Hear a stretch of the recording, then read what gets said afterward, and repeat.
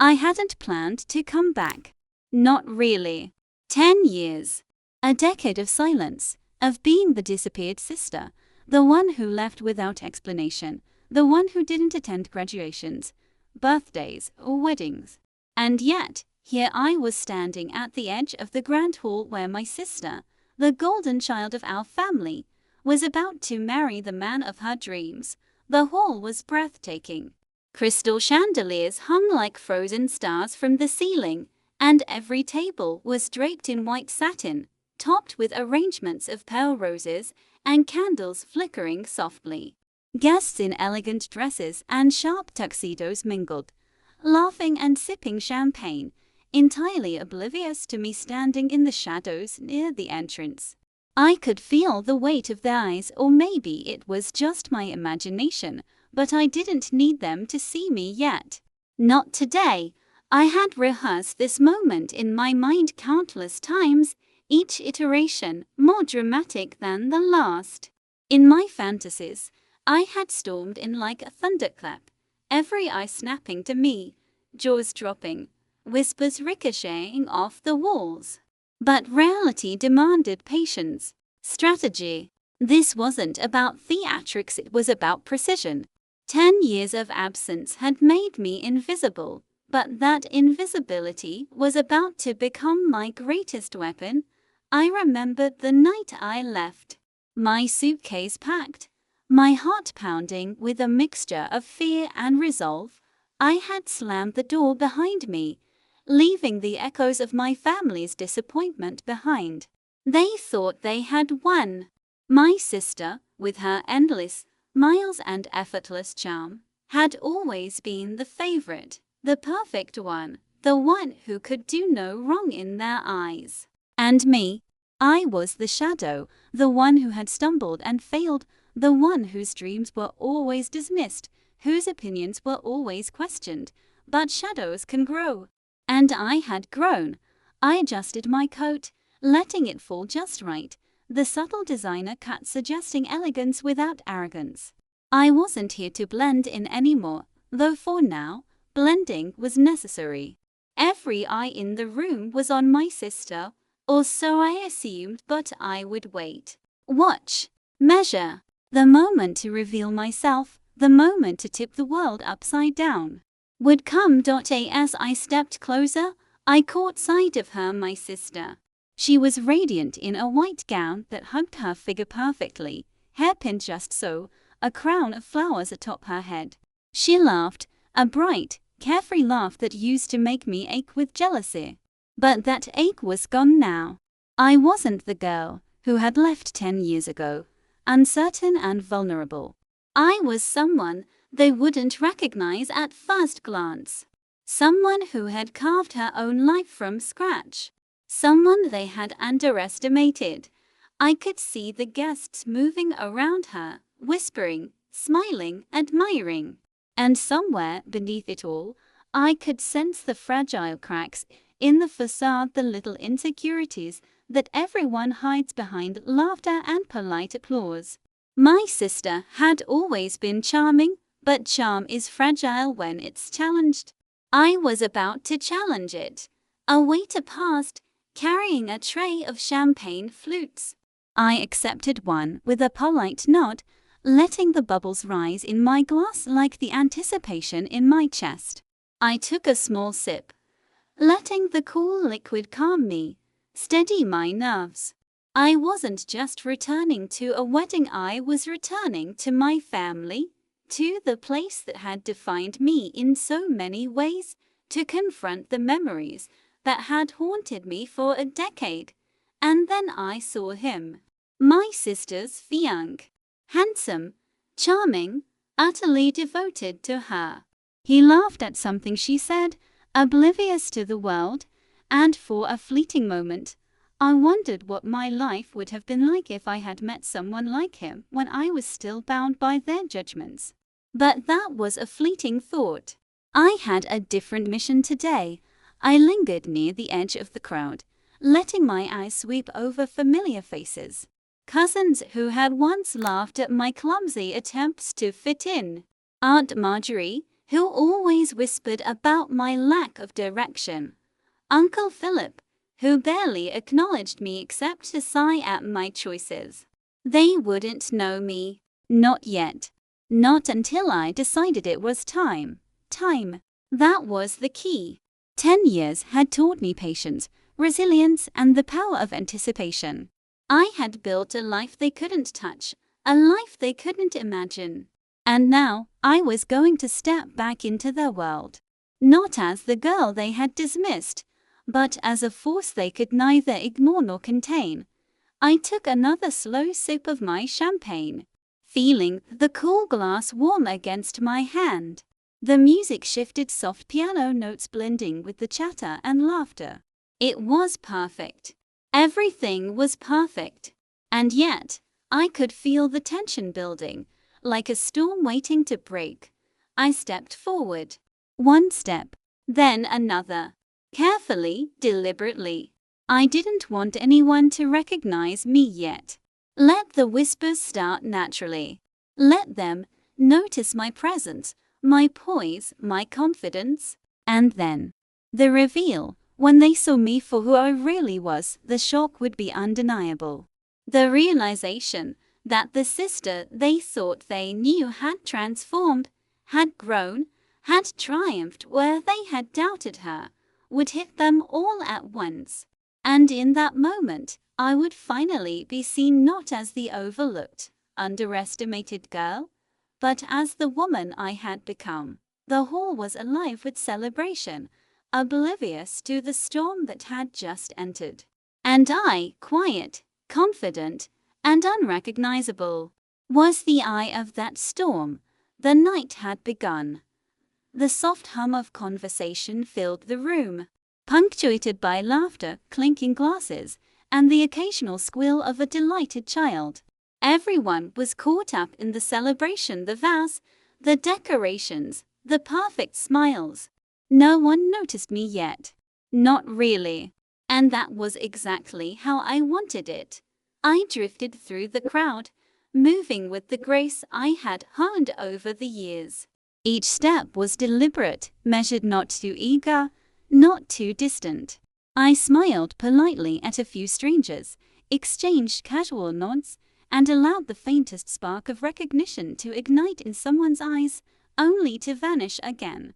That little uncertainty, that tiny hesitation, was delicious. And then I saw them, my family. They were gathered near the center of the room, laughing at some long-forgotten joke, oblivious to the world beyond their little bubble.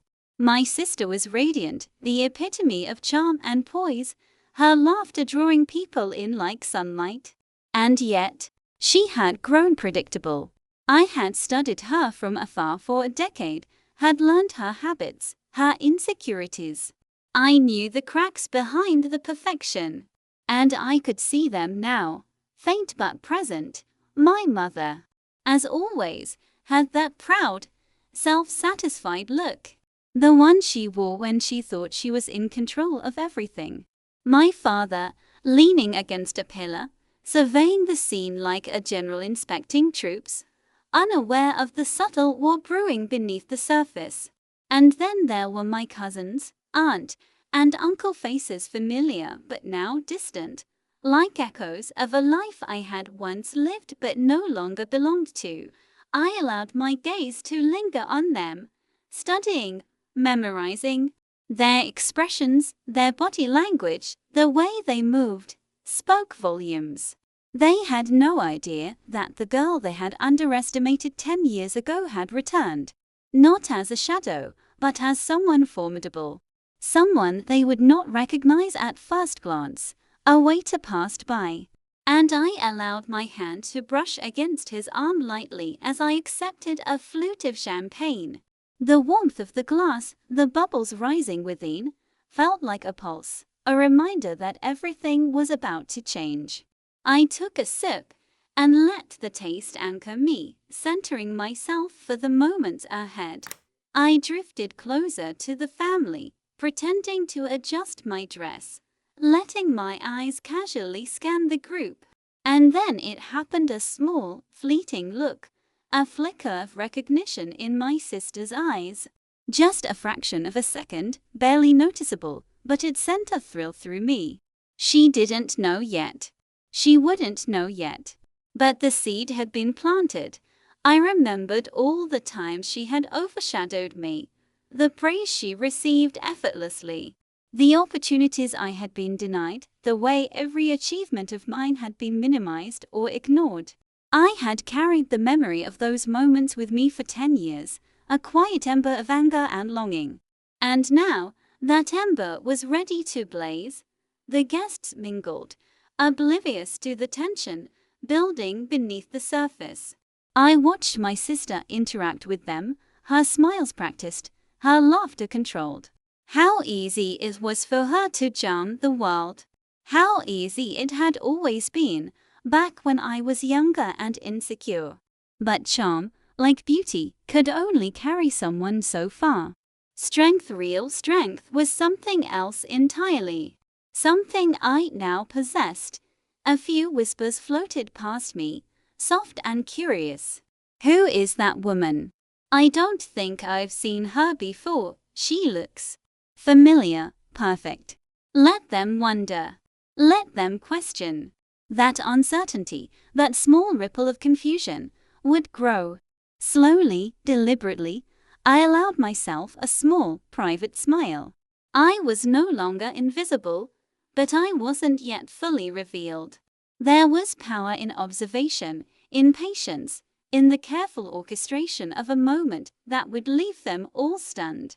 And I would savor every second. Then, out of the corner of my eye, I saw my sister glance in my direction again. This time, the hesitation lingered a little longer. Her smile faltered, just slightly, like a crack forming in a perfect facade. She didn't know why, but something about me unsettled her. Something about the way I carried myself, the quiet confidence, was unfamiliar, disquieting. I sipped my champagne slowly, allowing the bubbles to tickle my senses. The night was young, and the game had just begun. Every gesture, every glance, every subtle movement would be a thread in the tapestry I was weaving, a tapestry of revelation, surprise, and, ultimately, vindication.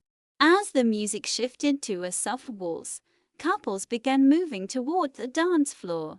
I watched, patient, as my sister laughed with her friends, unaware of the storm I had brought into the room. I could almost hear the internal clock ticking, counting down to the moment when all would be revealed.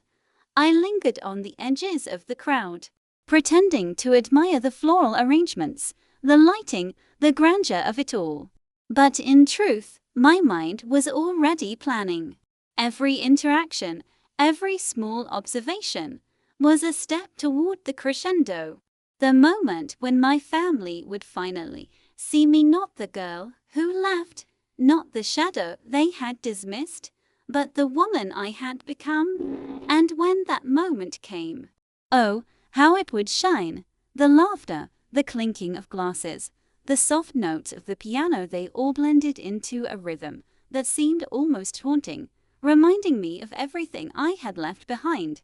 Every smile on my sister's face, every approving glance from my parents, every whispered compliment in her direction, they had once been my daily torment.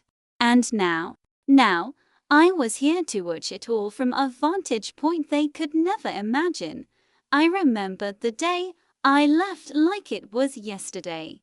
My father's sigh of disappointment, my mother's sharp, dismissive words, my sister's triumphant smirk. "You'll never make it on your own," they said. "You always needed us." That had been the final push, the moment when I realized that staying would mean living in their shadow forever. But shadows have a strange way of growing.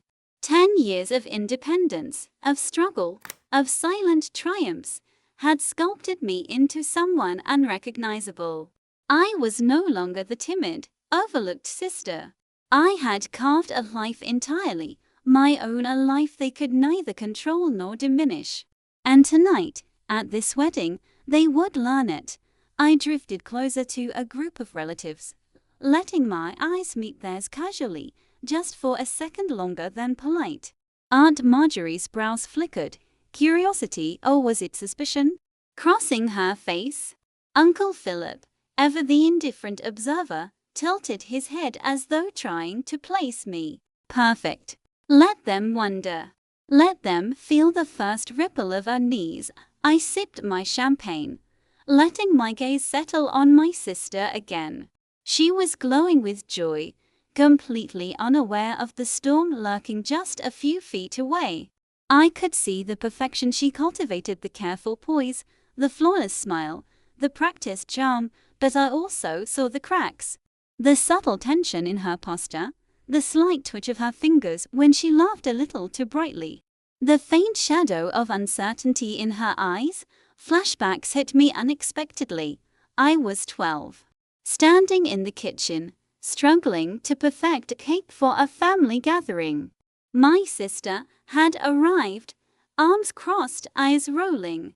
"You're never going to get it right," she had said, as Mother watched and nodded in agreement. Father had sighed. "Maybe you should leave it to her. She's better at this." The humiliation had stuck like fire, embedding itself deep in my memory, and yet that memory no longer hurt. It fueled me. It reminded me why I had left, why I had grown, why I was standing here today, silent but ready. I allowed myself a small smile. The whispers had begun. I could hear them now, barely audible but unmistakable. "Who is she? She looks familiar, but I can't place her. Doesn't she remind you of someone?" The ripple was spreading. Slowly, deliberately, the uncertainty would grow, until it became undeniable. I moved subtly through the room, stopping near a table where some of my older cousins were chatting. "What a beautiful wedding," I said, my voice calm and measured, carrying just enough warmth to draw their attention. Their eyes flickered to me, briefly, and then they looked away, unsure. That small hesitation, that tiny crack in their confidence was delicious. Then I saw my sister again. This time, she glanced toward me with that fleeting recognition I had noticed before. Her smile faltered, ever so slightly. Her laugh, once effortless, sounded a little strained. She didn't know why she felt uneasy, and that gave me satisfaction. I let my mind wander to all the opportunities they had denied me, all the achievements they had ignored, all the ways they had written me off. But I had kept a secret, a life they could never touch. I had become someone who didn't need their approval, their recognition, or their validation. I had thrived when they had assumed I would fail. And now, tonight, I would show them exactly who I had become. Yet, patience was key. I couldn't reveal everything at once. A sudden confrontation, a dramatic declaration, would have been satisfying, but it wouldn't have been strategic. This was a chessboard, and every whisper, every glance, every subtle move I made tonight was part of a larger game. I lingered near the edge of the dance floor, letting the music wash over me. I could see my sister chatting with her bridesmaids, laughing, unaware that I was observing every gesture, every glance, every mannerism. And I could see my parents nearby, smiling proudly, convinced they had created the perfect life for their golden daughter. Little did they know, the girl they had dismissed had returned, not broken, not defeated, but transformed. And tonight they would see her. Not the sister they remembered, not the shadow they had ignored, but the woman who had grown stronger, smarter, and more powerful than they could have ever imagined. The night was just beginning, and already the first ripples of recognition and tension were spreading through the room. By now, the wedding was in full swing. The hall buzzed with laughter, chatter, and the occasional clink of silverware. The orchestra played softly in the corner, a gentle hum beneath the lively conversations. Guests moved between tables, dancing, toasting, and celebrating, oblivious to the subtle storm brewing at the edges of the room. And I, quiet, poised, observing, was the eye of that storm. I moved closer to my family, letting my gaze linger just long enough to draw their attention without revealing too much. My sister was radiant, as always, commanding the room with effortless charm. But even as she laughed and smiled, I could see the slightest tension creeping into her posture. I could see it in the way she adjusted her dress, in the way her fingers fidgeted with her bouquet. Something about me unsettled her, though she couldn't yet place why. I caught snippets of conversations as I drifted past groups of relatives. "Who is that woman?" whispered a cousin, her eyes darting toward me. "She looks familiar, but I can't place her." A small smile tugged at the corner of my lips. Patience. Let them wonder. Let the unease grow. That subtle uncertainty, that tiny ripple of curiosity, would expand into recognition at the perfect moment. I took a deliberate step toward the table where my parents sat. My mother's eyes flickered briefly in my direction before she busied herself arranging napkins. Father, ever the observer, glanced at me for a moment and then returned to his conversation. Good. They were noticing. Just enough to plant seeds of doubt. As I navigated the room, I allowed my mind to wander down memory lane, revisiting the moments that had driven me away. My sister, always the favorite, had a way of effortlessly drawing praise and attention. Every success of mine was diminished, every achievement overlooked. My ideas were questioned, my efforts dismissed, my presence minimized. And yet, I had survived. I had thrived. I had become someone they couldn't ignore. I let my fingers brush lightly over the champagne flute, a seemingly casual gesture that drew a few eyes toward me. Small things mattered. The tilt of a head, the glint of confidence in my gaze, the subtle aura of someone who knew they were untouchable. These were the little cracks I was planting in their perception. A bridesmaid approached, offering me a delicate hors d'oeuvre. "Are you enjoying the wedding?" she asked, smiling politely. I smiled back, letting my voice carry a calm, confident warmth. "It's beautiful. Everything is perfect." Her eyes lingered just a moment too long. "You look familiar," she murmured, almost to herself. Another ripple. Another tiny shift in perception. I nodded with serene grace, letting the comment pass without explanation. Let curiosity linger. Let whispers start. I glanced back toward my sister.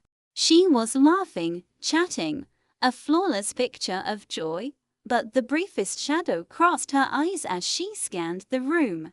She didn't see me as I was, but she sensed something, an unfamiliar energy, a subtle challenge. That energy was mine now, cultivated over 10 years of independence, of mastering my own life, of becoming untouchable in ways they had never imagined. The music shifted, drawing couples to the dance floor. I stayed near the edge, observing, noting how each guest interacted, who was aligned with whom, who held grudges hidden behind polite smiles. Family gatherings had always been a theater of subtle power plays, and this wedding was no different. I had simply returned as a more skilled observer, a participant who understood every nuance. I could see my sister's fiancé now, laughing at something she had said, completely charmed by her presence. And yet, even he couldn't fully mask the slight unease that flickered across his features when his gaze passed mine for a brief second. Good. Even those devoted to her were susceptible to perception, to subtle influence, to the presence of someone who commanded attention without demanding it. A group of relatives huddled in a corner, whispering. I caught the words, half heard but clear enough. "Who is she?" She looks familiar. I can't tell if I've met her before. Each whisper, each flicker of doubt, was a tiny victory. I let myself enjoy it quietly, a private smile behind my calm exterior. The evening progressed, the food was served, and the speeches began. I watched from the edges, blending in, listening carefully. Each toast, each story about my sister, each anecdote about our family, was fuel for my thoughts. I remembered the stories where I had been minimized, ignored, erased. And now, I was here, invisible yet powerful, observing every reaction, every laugh, every flicker of recognition that didn't yet have a name. Then I saw the first true spark of hesitation in my sister's eyes. She glanced my way, briefly, caught me in her peripheral vision, and her smile faltered, just for a second. Not much, but enough. Patience, I reminded myself. The storm was gathering, and soon it would break. For now, I stayed calm, sipping my champagne, moving with ease, a silent observer in a room of oblivious celebrants. The wedding was beautiful, perfect even, but it was only the stage. The real performance, the revelation of the woman I had become, was yet to come. And when it did, nothing would ever be the same. The champagne was light, effervescent, and yet it felt like fuel in my veins, igniting the anticipation that had been building for months, for years, for a decade. I drifted through the room with effortless grace, observing reactions, planting tiny seeds of doubt, watching for every flicker of recognition. The whispers had begun in earnest. "Who is she?" someone murmured as I passed, barely audible but unmistakable. Another guest tilted her head, squinting slightly. "She looks familiar," she said. "I can't tell where I've seen her before." Perfect. The ripples were spreading. I allowed my gaze to fall on my sister. She laughed with her bridesmaids, a bright, practiced laugh, but I noticed it falter ever so slightly as her eyes scanned the crowd, and then paused for a fraction of a second on me. That fraction of a second was everything. She didn't know why her chest tightened, why the room seemed to shift, why a tiny pit of unease had begun forming. She could sense that someone had returned from the past, though she didn't yet understand who. I drifted closer to a corner where a few cousins were exchanging stories. "It's such a beautiful night," I said casually, letting my voice carry an undertone of warmth and authority. Their eyes flicked to me, hesitant and sure. I smiled just enough to suggest familiarity without explanation. Curiosity bloomed in their expressions. Another ripple. Another moment where uncertainty grew like a quiet storm beneath the surface. I let my mind wander to the past, those small, crushing humiliations that had shaped me. My sister had always had the spotlight, effortlessly charming our family, always praised, always adored. And I had been invisible, my achievements dismissed, my presence minimized. They had thought I would fail, that I would crumble under their dismissive gazes. And yet, here I was, not just surviving, but thriving, invisible no more. I drifted past the wedding cake, a towering confection of ivory tears, adorned with roses and delicate gold accents. The photographer snapped photos, capturing smiles, laughter, perfection. I smiled subtly as I observed, my presence near the camera unnoticed, yet enough to plant curiosity in anyone who glimpsed me in the background. Another ripple, another small moment of doubt. Then came the first direct acknowledgement. A cousin, looking uncertain, approached me quietly. "Excuse me. I feel like I know you from somewhere," she whispered. "Have we met before?" I smiled, serene, letting the tension linger. "Perhaps," I said softly, letting the word stretch, carrying ambiguity. I didn't offer an answer. Let them wonder. Let them speculate. Let the curiosity grow in our knees, and then, the subtle disruption. As the music shifted to a livelier tune, I noticed my sister moving toward the dance floor with her new husband. A few guests were trying to orchestrate a group photo. I positioned myself nearby, not intentionally intrusive, but perfectly placed. A gentle brush of my arm against someone stepping back caused a minor stumble, barely noticeable, but enough to draw a few stifled chuckles. Eyes turned, some toward the incident, others toward me. The ripple widened.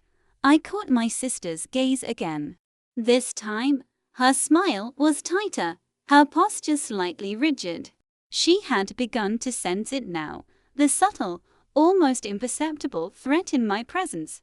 She didn't know how or why, but the room felt different. And that difference was mine to command. I let myself remember more of the past childhood competitions, stolen opportunities, whispered judgments, favoritism. Every memory was a fuel, a reason, a justification. And yet, I was careful not to dwell too long. Tonight was not about revenge through confrontation.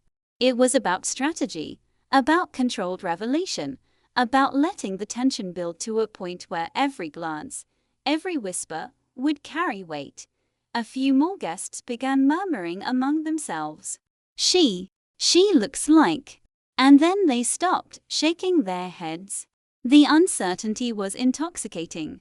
The subtle power of curiosity, the quiet control of being noticed but not fully understood, filled me with satisfaction.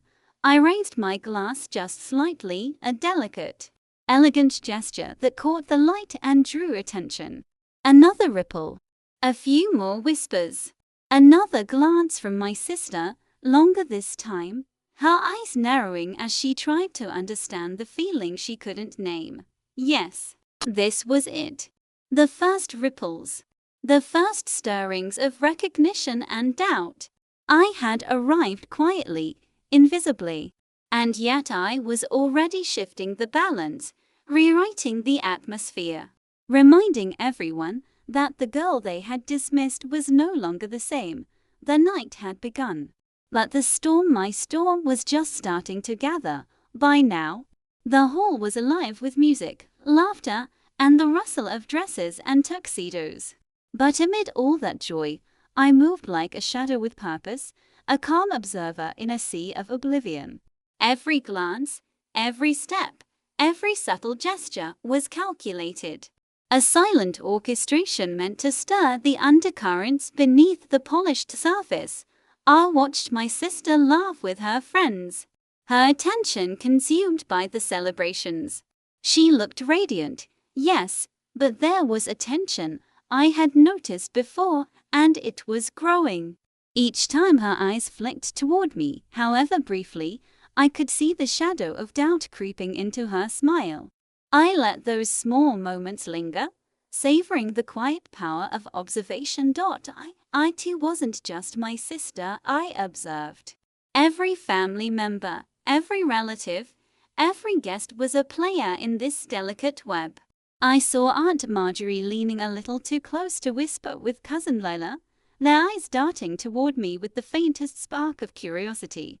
Uncle Philip, always stoic, shifted uncomfortably, as if he sensed something familiar yet implacable. Even my parents, beaming with pride at their golden daughter, occasionally glanced in my direction, brows knitting ever so slightly. Small disruptions were my tools. A well-timed brush against a tray, a barely noticeable step that caused someone to stumble, a deliberately placed remark in passing, nothing overt, nothing dramatic. Yet each act sowed uncertainty, tiny ripples that spread faster than any wave of confrontation could. The energy in the room was changing. People were noticing me, not fully, not consciously, but enough to unsettle the familiar rhythm. I remembered a particular moment from my youth. I was 15, trying desperately to win my mother's approval. My sister, had effortlessly stolen her attention again, with charm and grace, leaving me frustrated and humiliated. That memory used to sting, but now it fueled me differently. Every glance of uncertainty, every whispered "who is she?" was a quiet form of vindication. I had grown far beyond the girl they had dismissed. Our waiter passed, and I allowed my hand to touch his arm lightly, a subtle, graceful interaction. He smiled politely, and in that simple acknowledgement, I could feel the small shift it caused in those nearby.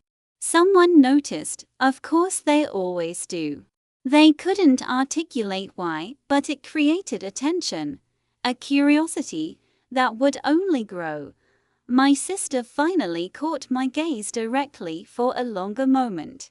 I held it, calm and unflinching, letting the weight of my presence do its work.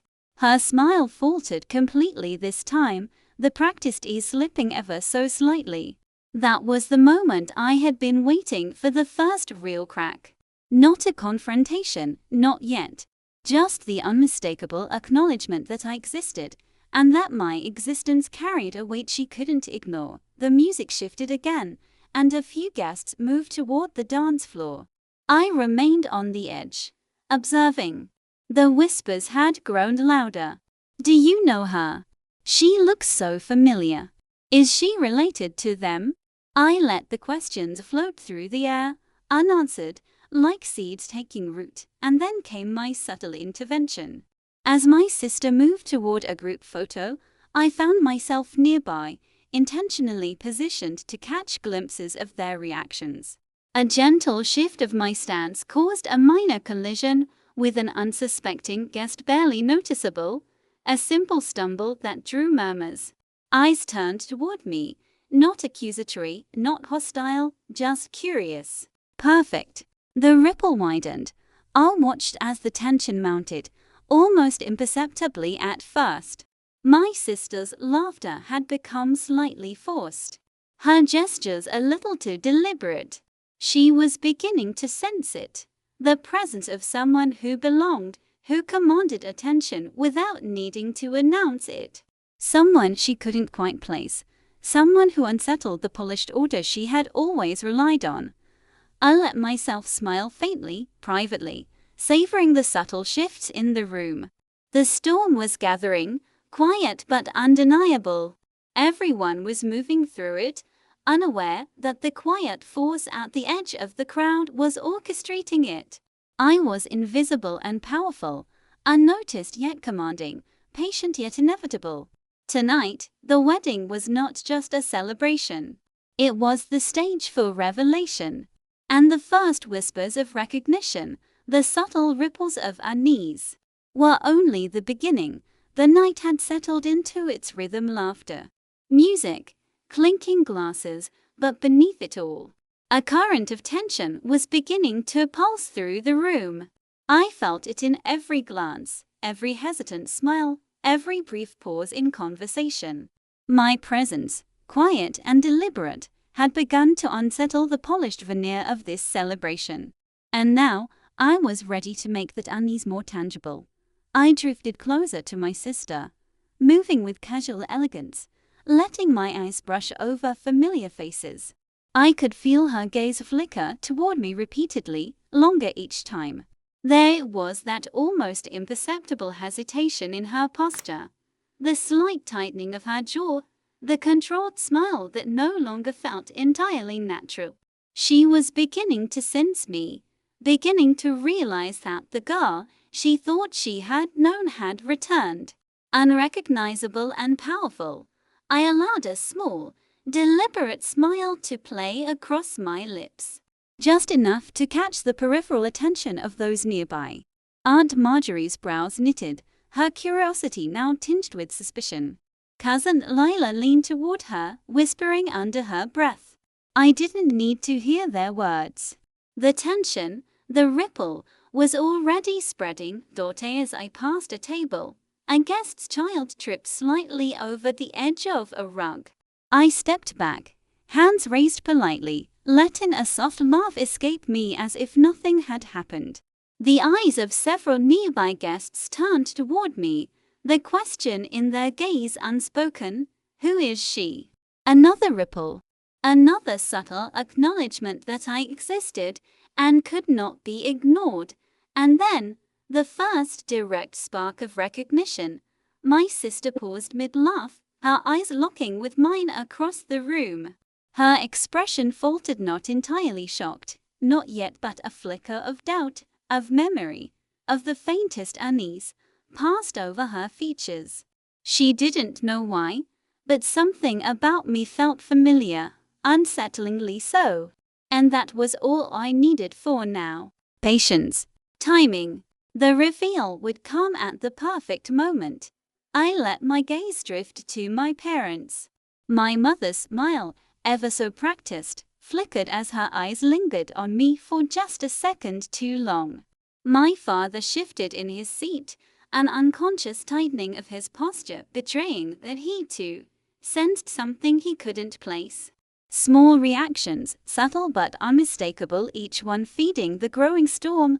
I allowed my mind to wander back to childhood, to all the moments they had dismissed me, belittled me, ignored me. My sister, always the golden child, effortlessly charming, always adored. And me, always overlooked, underestimated, written off. Those memories used to sting, but now they were fuel. Every glance of doubt, every whispered question, every subtle pause in conversation reinforced the power I had quietly amassed over the last 10 years. The music shifted again, and couples drifted to the dance floor. I stayed on the edge, watching, letting the flow of movement carry me past my sister without drawing attention to myself, yet leaving traces of presence that others couldn't ignore. A faint brush of my hand against a chair. A subtle adjustment of a centerpiece, a quiet, knowing smile to a guest who met my gaze, all small acts, almost invisible, but deeply unsettling to those who had long assumed control over this room. My sister glanced toward me once more. This time, she hesitated longer, her eyes narrowing slightly, trying to place a memory she couldn't fully recall. That hesitation, that fleeting uncertainty, was a taste of the reckoning to come. I knew I didn't need to speak yet. My presence alone was enough to disrupt the narrative they had built around themselves. For 10 years, they had believed I was gone, forgotten, irrelevant. And now, here I was alive, composed, radiant, and entirely unexpected. Their assumptions were crumbling quietly, piece by piece. And as I moved through the room, I allowed the first faint hints of recognition to slip into conversation. A casual remark here, a shared anecdote there, enough to make a guest pause, to glance at me, to question quietly, "Who is she?" The ripples were growing into waves. The night was unfolding perfectly. I remained calm, poised, observing, and subtly influencing. Every look, every gesture, every whisper added weight to the tension. The storm was gathering, quietly, inexorably. And soon, very soon, the moment would come when no one could ignore me any longer. The music swelled again, soft and melodic, carrying the room through another elegant dance. But my focus was elsewhere, on my sister, on my parents, on every subtle shift that my presence was creating. The ripples I had carefully nurtured were growing into waves. And now it was time for the first wave to break. I stepped closer to the center of the room, moving with calm authority. I let my gaze find my sister, lingering just long enough for her to notice fully. This time, her smile faltered entirely, her body stiffening in a way that betrayed panic she couldn't yet articulate. She turned slightly, whispering something to her new husband, but the words were lost in the music. Her eyes kept flicking back to me, and the realization that she didn't understand yet only made my pulse quicken with anticipation. A few guests nearby had begun to murmur louder. "Who is she? I feel like I know her." The uncertainty, the hesitation, was infectious. My presence demanded attention now. Not polite acknowledgement, not casual curiosity, but awareness. I allowed myself a small, controlled smile and moved deliberately toward my sister. "It's been a long time," I said softly, just loud enough for her to hear. Her laugh died on her lips. Her eyes widened and her color shifted slightly, an almost imperceptible flush that betrayed shock. Guests nearby leaned in, sensing the tension, their whispers growing louder. "Do you know her? Is she family?" I didn't rush it. I let the moment stretch, letting her anxiety build, letting the room feel the shift. "It's me," I said, allowing the words to drop softly, deliberately. "The sister you haven't seen in 10 years, gasps rippled through the room.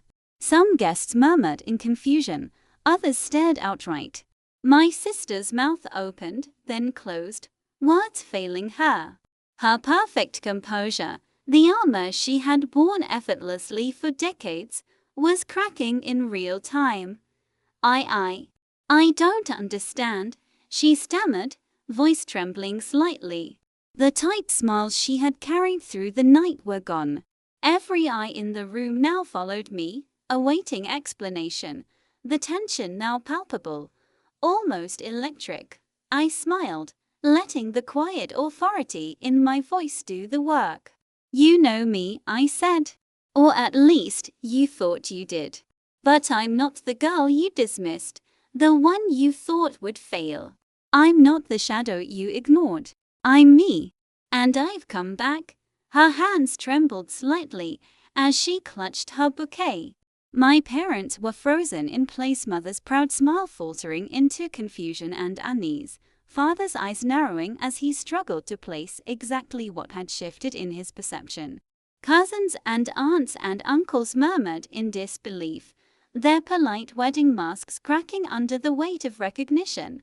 I allowed myself a small, private smile. This was the moment, the first wave. I didn't need to reveal everything yet. I didn't need to detail the successes, the struggles, the triumphs of the past 10 years. Just this.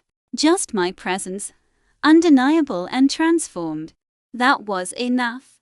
My sister finally found her voice, a mixture of anger and disbelief. You can't just show up. After 10 years you have no right." "Oh, I have every right," I said softly, letting my gaze sweep over her and then to the gathered guests. "I've spent 10 years becoming someone you couldn't imagine. And tonight, you're seeing her. Me." Whispers spread through the hall.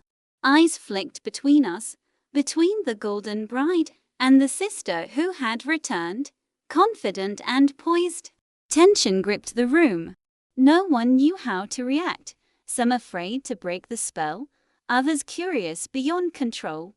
And for the first time tonight, I let the past and the present collide in one carefully controlled revelation.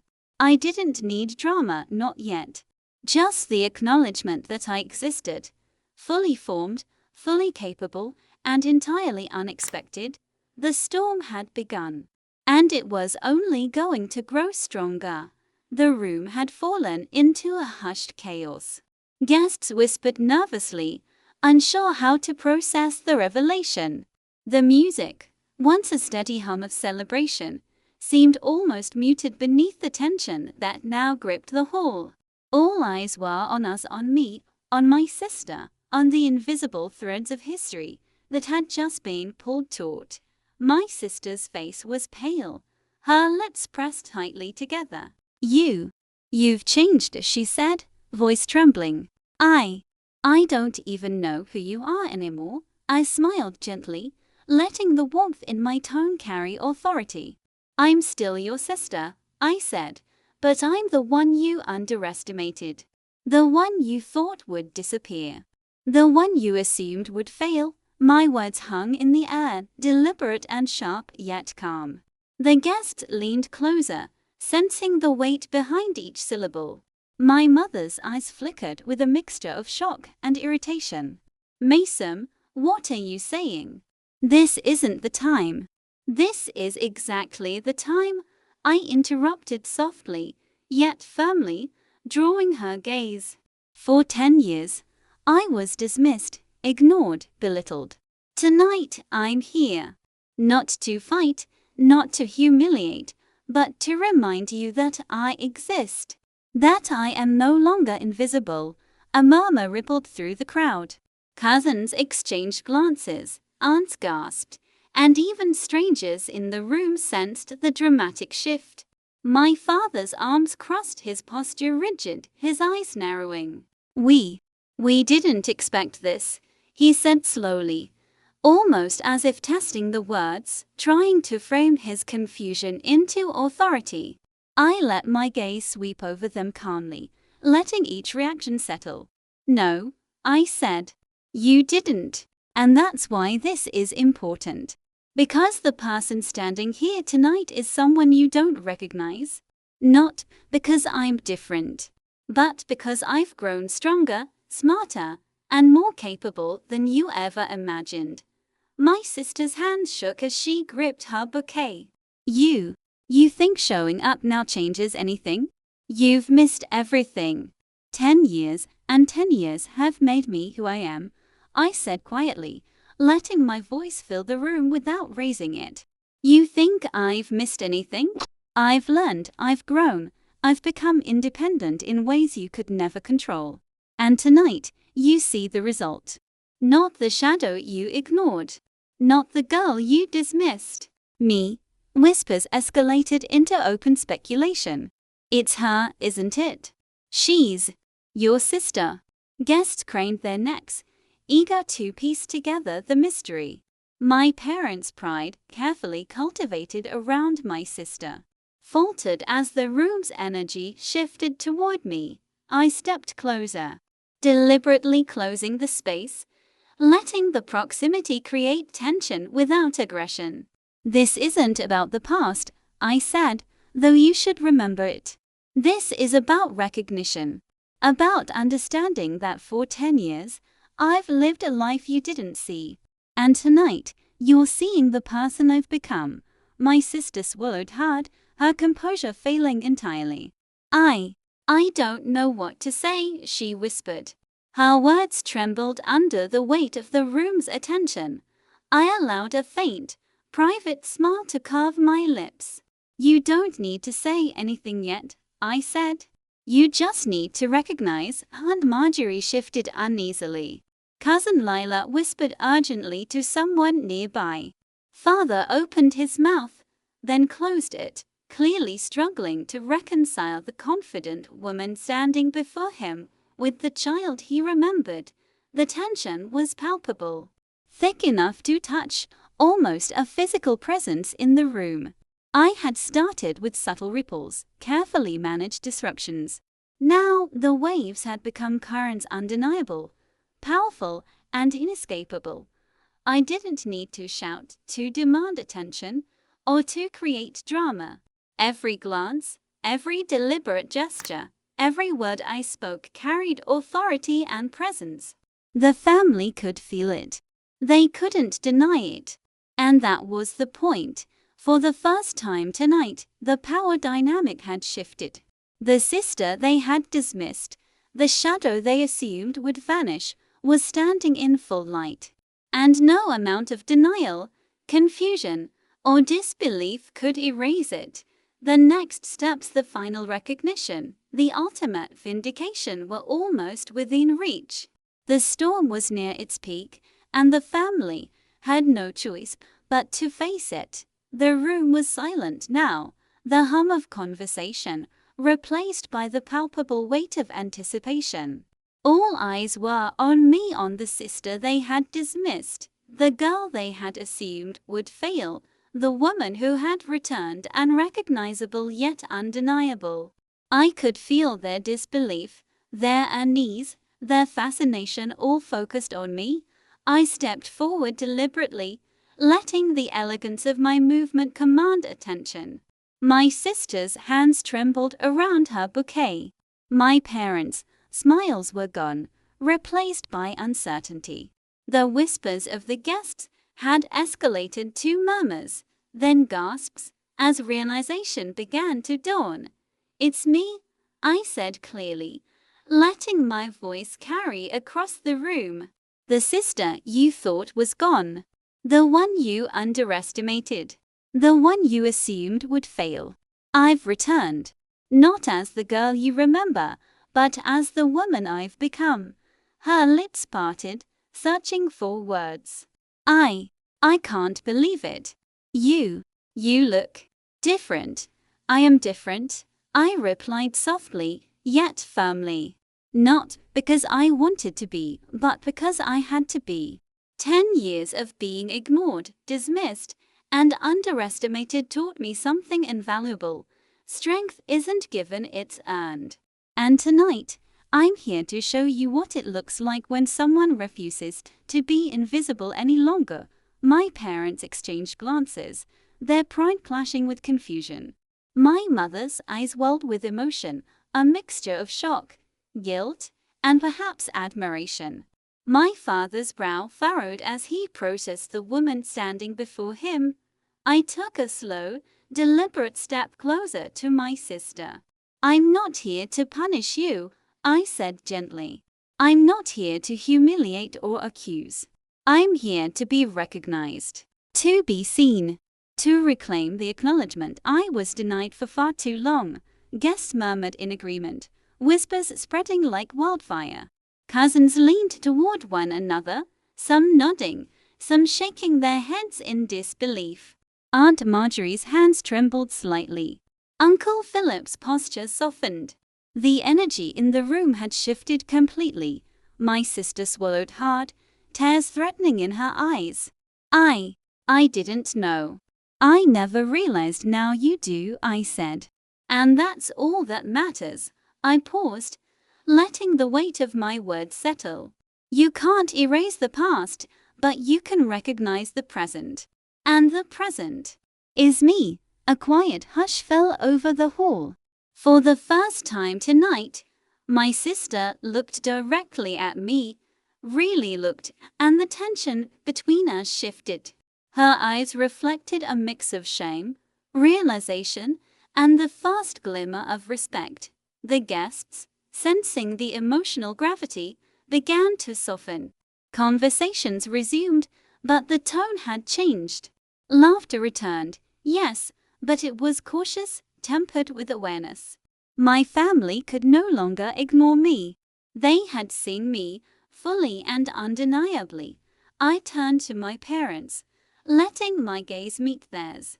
"I've lived a life you didn't control, a life you couldn't dictate, a life you ignored. And now I am here. Recognize that." Mother's lips quivered. "Mason, we didn't understand. We were wrong." Father's voice was quieter than usual, tinged with humility. "You've changed. You've grown. We see that now." I allowed a small, satisfied smile. That acknowledgement, finally, was all I had wanted. Not revenge. Not confrontation. Recognition. Respect. Validation. The power dynamic had shifted completely, and the family could not deny it. I glanced one last time at my sister. Her perfect composure had cracked, yes, but now, beneath the tension, there was a flicker of understanding. She didn't fully forgive, nor did I expect her to. But the balance had shifted. I was no longer invisible. I was seen, and in that moment, I felt a quiet triumph, not loud, not boastful, but powerful in its subtlety. 10 years had shaped me. 10 years had prepared me. And tonight, I had returned, not to destroy, but to assert my presence, my identity, and my worth. The wedding continued around us, but the room felt irrevocably changed. I moved with calm confidence, knowing that I had finally achieved what I came for: acknowledgement, visibility, and the quiet satisfaction of proving that the girl they dismissed had not only survived but thrived. the storm had passed, or perhaps it had simply transformed into a new, enduring current. I had returned, and no one could ever ignore me again. Alright everyone, that's all I have for today. If you found this entertaining, make sure to hit that like button and subscribe for more content like this. If you want to watch more, please check out our playlist. Finally, a huge thank you for watching. I'll see you in the next one. Peace.